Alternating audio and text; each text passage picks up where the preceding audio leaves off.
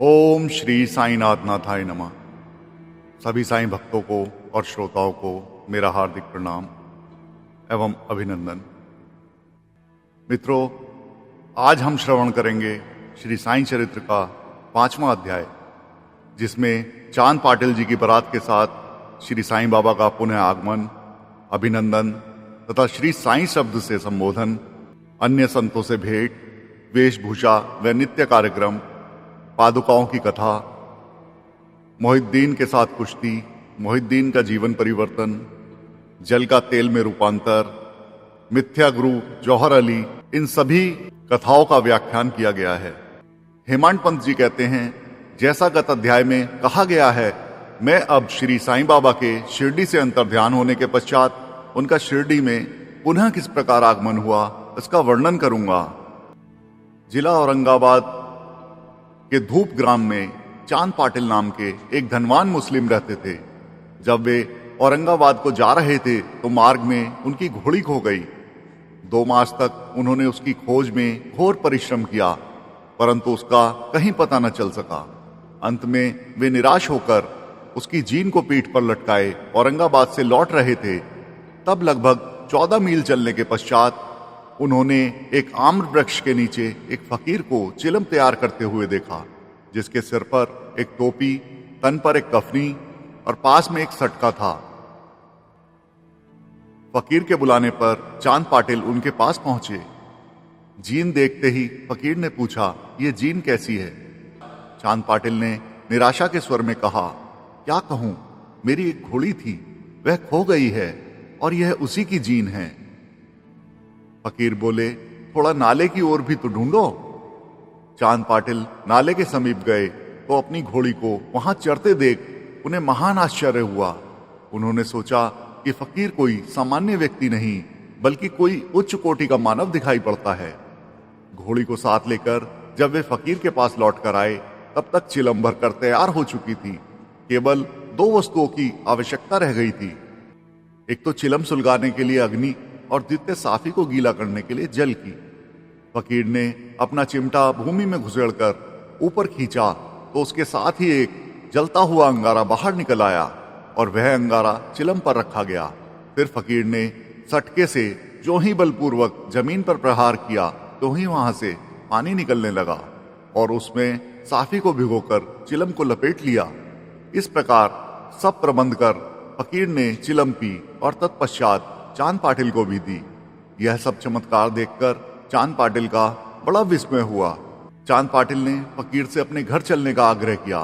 दूसरे दिन चांद पाटिल के साथ फकीर उनके घर चला गया और वहां कुछ समय तक रहा। पाटिल धूप ग्राम का अधिकारी था। उसके घर पर अपने साले के लड़के का विवाह होने वाला था और बारात शिरडी को जाने वाली थी। इसलिए चांद पाटिल शिरडी को प्रस्थान करने का पूर्ण प्रबंध करने लगा। फकीर भी बारात के साथ ही गया। विवाह निर्विघ्न समाप्त हो गया और बारात कुशलता पूर्वक धूप ग्राम को लौट आई, परंतु वह फकीर शिरडी में ही रुक गया और जीवन पर्यंत वहीं रहा। फकीर को साईं नाम कैसे प्राप्त हुआ? जब बारात शिरडी में पहुंची तो खंडोबा के मंदिर के समीप महालसापति के खेत में एक वृक्ष के नीचे ठहराई गई। खंडोबा के मंदिर के सामने ही सब बैलगाड़ियां खोल दी गईं और बारात के सब लोग एक एक करके नीचे उतरने लगे। तरुण फकीर को उतरते देख महालसापति ने आओ साईं कहकर उनका अभिवादन किया तथा अन्य उपस्थित लोगों ने भी साईं शब्द से ही संबोधन कर उनका आदर किया। इसके पश्चात वह साईं नाम से ही प्रसिद्ध हो गए। अन्य संतों से संपर्क। शिरडी आने पर श्री साईं बाबा मस्जिद में निवास करने लगे। बाबा के शिरडी में आने से पूर्व देवीदास नाम के एक संत अनेक वर्षों से वहां रहा करते थे। बाबा को वे बहुत प्रिय थे। वे उनके साथ कभी हनुमान मंदिर में और कभी चावड़ी में रहते थे। कुछ समय के पश्चात जानकी दास नाम के एक संत का भी शिरडी में आगमन हुआ। अब बाबा जानकी दास से वार्तालाप करने में अपना बहुत सा समय व्यतीत करने लगे। जानकी दास भी कभी कभी बाबा के स्थान पर चले आया करते थे और पूर्णा तांबे के श्री गंगागीर नाम के एक पारिवारिक वैश्य संत भी बहुधा बाबा के पास आया जाया करते थे। जब प्रथम बार उन्होंने श्री साईं बाबा को बगीचा सींचन के लिए पानी ढोते देखा तो उन्हें बड़ा अचंभा हुआ। वे स्पष्ट शब्दों में कहने लगे, शिरडी परम भाग्यशाली है। जहां एक अमूल्य हीरा है। जिन्हें तुम इस प्रकार परिश्रम करते हुए देख रहे हो वे कोई सामान्य पुरुष नहीं है, बल्कि यह भूमि बहुत भाग्यशालिनी है तथा महान पुण्य भूमि है। इसी कारण इसे यह रत्न प्राप्त हुआ है। इसी प्रकार श्री अक्कलकोट महाराज जी के एक प्रसिद्ध शिष्य संत आनंद, जो कुछ शिरडी निवासियों के साथ शिरडी में पधारे, उन्होंने भी स्पष्ट कहा, यद्यपि बाह्य दृष्टि से ये साधारण व्यक्ति जैसे प्रतीत होते हैं, परंतु ये सचमुच असाधारण व्यक्ति हैं। इसका तुम लोगों को भविष्य में अनुभव होगा। ऐसा कहकर वे येवला लौट गए। यह उस समय की बात है जब शिरडी बहुत ही साधारण सा गांव था और साईं बाबा बहुत छोटी उम्र के थे। बाबा का रहन सहन व नित्य कार्यक्रम। तरुण अवस्था में श्री बाबा ने अपने केश कभी नहीं कटाए और वह सदैव एक पहलवान की तरह रहते थे। जब वे राहता जाते तो वहां से वे गेंदा, जाई और जूही के पौधे मोल ले आया करते थे। वे उन्हें स्वच्छ करके उत्तम भूमि देखकर लगा देते और स्वयं सींचते थे। वामन तात्या नाम के एक भक्त इन्हें नित्य प्रति 2 मिट्टी के घड़े दिया करते थे। इन घड़ों द्वारा बाबा स्वयं ही पौधों में पानी डाला करते थे। वे स्वयं कुएं से पानी खींचते और संध्या समय घड़ों को नीम वृक्ष के नीचे रख लेते। जैसे ही घड़े वहां रखते वैसे ही वे फूट जाया करते थे, क्योंकि वे बिना तपाए और कच्ची मिट्टी से बने रहते थे। दूसरे दिन तात्या उन्हें फिर से 2 नए घड़े दे दिया करते थे। यह क्रम 3 वर्षों तक चला और श्री साईं बाबा के कठोर परिश्रम तथा प्रयत्न से वहां फूलों की एक सुंदर फुलवारी बन गई। आजकल इसी स्थान पर बाबा के समाधि मंदिर की भव्य इमारत शोभायमान है, जहां सहस्त्रों भक्त आते जाते रहते हैं। ओम साई राम। नीम वृक्ष के नीचे पादुकाओं की कथा। श्री अक्कलकोट महाराज जी के एक भक्त, जिनका नाम भाई कृष्ण जी अलीबागकर था, उनके चित्र का नित्य प्रति पूजन किया करते थे। एक समय उन्होंने अक्कलकोट जाकर महाराज की पादुकाओं का दर्शन एवं पूजन करने का निश्चय किया, परंतु प्रस्थान करने से पूर्व अक्कलकोट महाराज ने स्वप्न में दर्शन देकर उनसे कहा कि आजकल शिरडी ही मेरा विश्राम स्थल है और तुम वहीं जाकर मेरा पूजन करो। इसलिए भाई ने अपने कार्यक्रम में परिवर्तन कर शिरडी आकर श्री साईं बाबा की पूजा की। वे आनंद पूर्वक शिरडी में 6 मास रहे और इस स्वप्न की स्मृति स्वरूप उन्होंने पादुकाएं बनवाई।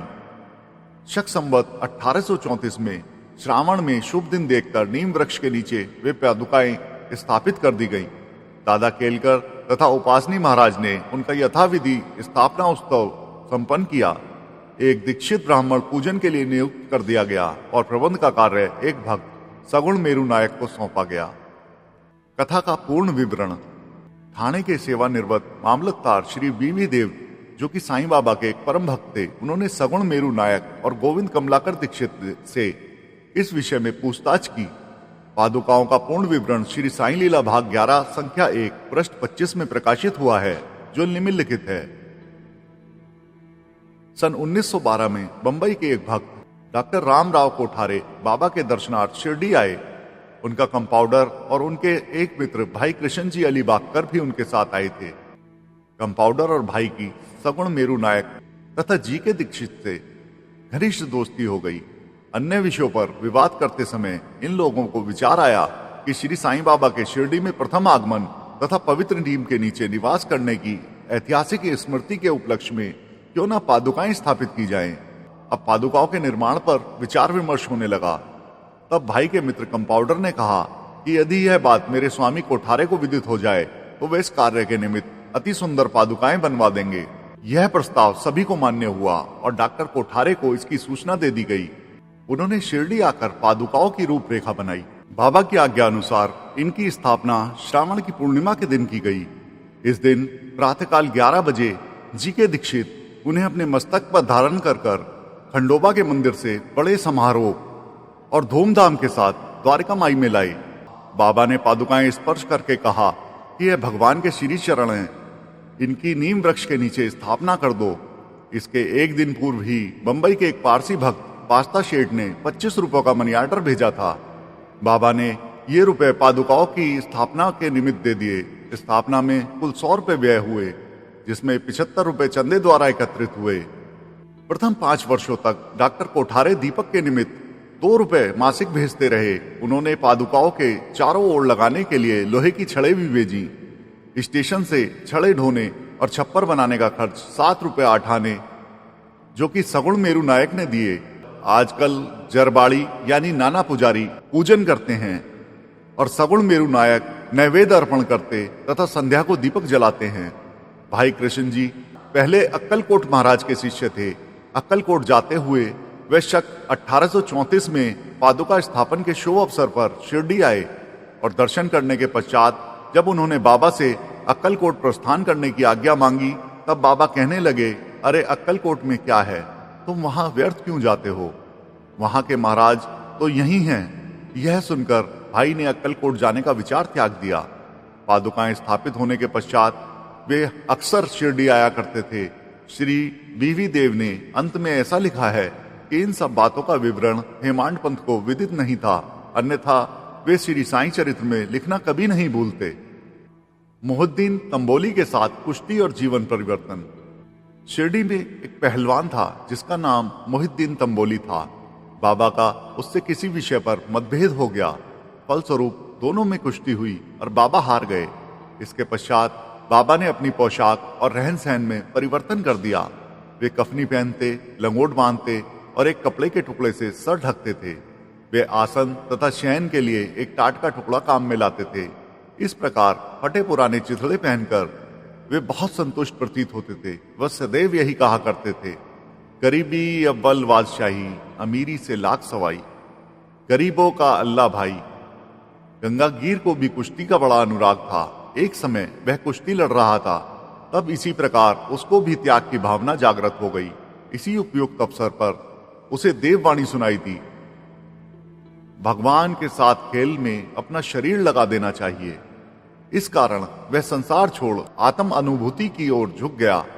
पुणतांबे के समीप एक मठ स्थापित करके वह अपने शिष्यों सहित वहां रहने लगा। श्री साईं बाबा लोगों से न मिलते न वार्तालाप करते थे। जब कोई उनसे कुछ प्रश्न करता तो वे केवल उतना ही उत्तर देते थे। दिन के समय वे नीम वृक्ष के नीचे विराजमान रहते थे। कभी कभी वे गांव की मेड़ पर नाले के किनारे एक बबूल वृक्ष की छाया में भी बैठा करते थे और संध्या को अपनी इच्छा अनुसार कहीं भी वायु सेवन को निकल जाया करते थे। नीम गांव में वे अधिकतर बाला साहब डेंगले के घर पर जाया करते थे। बाबा श्री बाला साहब को बहुत प्यार करते थे। उनके छोटे भाई, जिनका नाम नाना साहब था, उनके द्वितीय विवाह करने पर भी उन्हें कोई संतान नहीं हुई थी। बाला साहब ने नाना साहब को श्री साईं बाबा के दर्शनार्थ शिरडी भेजा। कुछ समय पश्चात उनकी श्री कृपा से नाना साहब के यहाँ एक पुत्र उत्पन्न हुआ। इसी समय से बाबा के दर्शनार्थ लोगों का अधिक संख्या में आना प्रारंभ हो गया तथा उनकी कीर्ति भी दूर दूर तक फैलने लगी। अहमदनगर में भी उनकी अधिक प्रसिद्धि हो गई।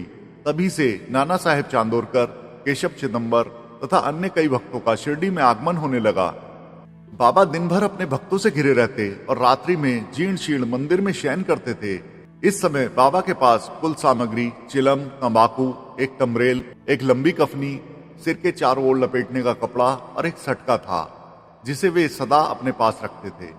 सिर पर सफेद कपड़े का एक टुकड़ा वे सदा इस प्रकार बांधते कि उनका एक छोर बाएं कान पर से पीठ पर गिरता हुआ ऐसा प्रतीत होता था मानो बालों का जूड़ा हो। हफ्तों तक वे इन्हें स्वच्छ नहीं करते थे। पैर में कोई जूता या चप्पल भी नहीं पहनते थे। केवल एक टाट का टुकड़ा ही अधिकांश दिन में उनके आसन का काम करता था।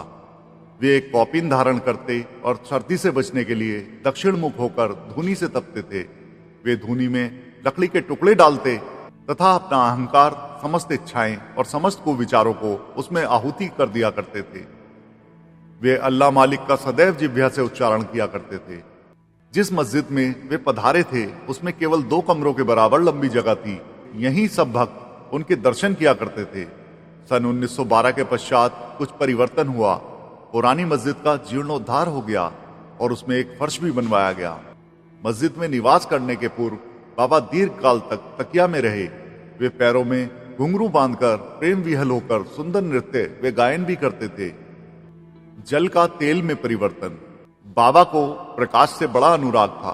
वे संध्या समय दुकानदारों से भिक्षा में तेल मांग कर लाते तथा दीपमालाओं से मस्जिद को सजाकर रात्रि भर दीपक जलाया करते थे। यह क्रम कुछ दिनों तक ठीक प्रकार चलता रहा। अब बनिए तंग आ गए और उन्होंने संगठित होकर निश्चय किया कि आज कोई उन्हें तेल की भिक्षा नहीं देगा। नित्य नियम अनुसार जब बाबा तेल मांगने पहुंचे तो प्रत्येक स्थान पर उसका नकारात्मक उत्तर से स्वागत हुआ। किसी से कुछ कहे बिना बाबा मस्जिद को लौट आए और सूखी बत्तियां दियों में डाल दी। बनिए तो बड़े उत्सुक होकर उन पर दृष्टि जमाए हुए थे। बाबा ने टमरेल उठाया, उसमें बिल्कुल थोड़ा सा तेल था। उन्होंने उसमें पानी मिलाया और यह तेल मिश्रित जल वे पी गए। उन्होंने उसे पुनः टीन पाट में उगल दिया और वही तेल या पानी दियों में डालकर उन्हें जला दिया। उत्सुक बनियों ने जब दीपकों को पूरी रात्रि जलते हुए देखा तब उन्हें अपने कृत्य पर बड़ा दुख हुआ और उन्होंने बाबा से क्षमा याचना की। बाबा ने उन्हें क्षमा कर भविष्य में सत्य व्यवहार रखने के लिए सावधान किया। मिथ्या गुरु जौहर अली। उपयुक्त वर्णित कुश्ती के 5 वर्ष पश्चात जौहर अली नाम के एक फकीर अपने शिष्यों के साथ राहता आए। वे वीरभद्र मंदिर के समीप एक मकान में रहने लगे। फकीर विद्वान था, कुरान की आयतें उसे कंठस्थ थीं, उसका कंठ मधुर था। गांव में बहुत से धार्मिक और श्रद्धालु जन उसके पास आने लगे और उसका यथा योग्य आदर करने लगे। लोगों से आर्थिक सहायता प्राप्त कर उसने वीरभद्र मंदिर के पास एक ईदगाह बनाने का निश्चय किया।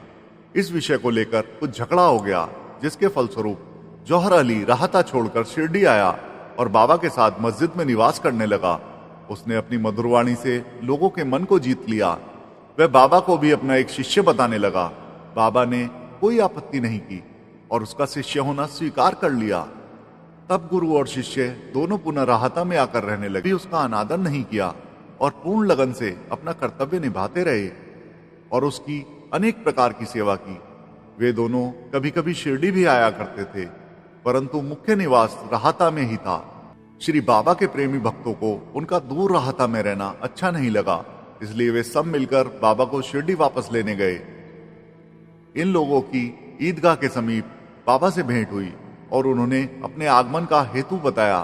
बाबा ने उन लोगों को समझाया कि फकीर बड़े क्रोधी और दुष्ट स्वभाव के व्यक्ति हैं, वे मुझे नहीं छोड़ेंगे। अच्छा हो कि फकीर के आने से पूर्व ही आप लोग शिरडी लौट जाएं। इस प्रकार वार्तालाप हो ही रहा था, इतने में फकीर आ पहुंचे। इस प्रकार अपने शिष्य को वहां से ले जाने का कुप्रयत्न करते देख वे बहुत ही क्रोधित हुए। कुछ वाद विवाद के पश्चात स्थिति में परिवर्तन हो गया और अंत में यह निर्णय हुआ कि फकीर व शिष्य दोनों ही शिरडी में निवास करें और इसलिए वे शिरडी में आकर रहने लगे। कुछ दिनों के बाद देवीदास ने गुरु की परीक्षा की और उसमें कुछ कमी पाई। चांद पाटिल की बारात के साथ जब बाबा शिरडी में आए थे, उससे 12 देवीदास लगभग 10 या 11 वर्ष की अवस्था में शिरडी आए थे और हनुमान मंदिर में रहते थे। देवीदास सुडौल, सुंदर आकृति और तीक्ष्ण बुद्धि के थे। वे त्याग की साक्षात मूर्ति और अगाध ज्ञानी थे। बहुत से सज्जन जैसे तात्या कोते, काशीनाथ व अन्य लोग उन्हें अपने गुरु समान मानते थे। लोग जौहर अली को उनके सम्मुख लाए। विवाद में जौहर अली बुरी तरह पराजित हुआ और शिरडी छोड़ वैजापुर को भाग गया। वह अनेक वर्षों के पश्चात शिरडी आया और श्री साईं बाबा की चरण वंदना की। उसका यह भ्रम कि वह स्वयं गुरु था और श्री साईं बाबा उसके शिष्य अब दूर हो चुका था। श्री साईं बाबा उसे गुरु समान ही आदर करते थे। उसका स्मरण कर उसे बहुत पश्चाताप हुआ। इस प्रकार श्री साईं बाबा ने अपने प्रत्यक्ष आचरण से आदर्श उपस्थित किया कि अहंकार से किस प्रकार छुटकारा पाकर शिष्य के कर्तव्यों का पालन कर किस तरह आत्मानुभव की ओर अग्रसर होना चाहिए। ऊपर वर्णित कथा मालसापति के कथनानुसार है। अगले अध्याय में रामनवमी का त्योहार, मस्जिद की पहली हालत एवं पश्चात उसके जीर्णोद्धार इत्यादि का वर्णन होगा। आप सभी श्रोताओं ने बड़े ही ध्यान से, भक्ति भाव से श्री साईं चरित्र का 5वां अध्याय का श्रवण किया, उसके लिए हम आपके हार्दिक आभारी हैं। ओम श्री सद्गुरु साईनाथार्पणमस्तु। शुभम भवतु। ओम साई राम।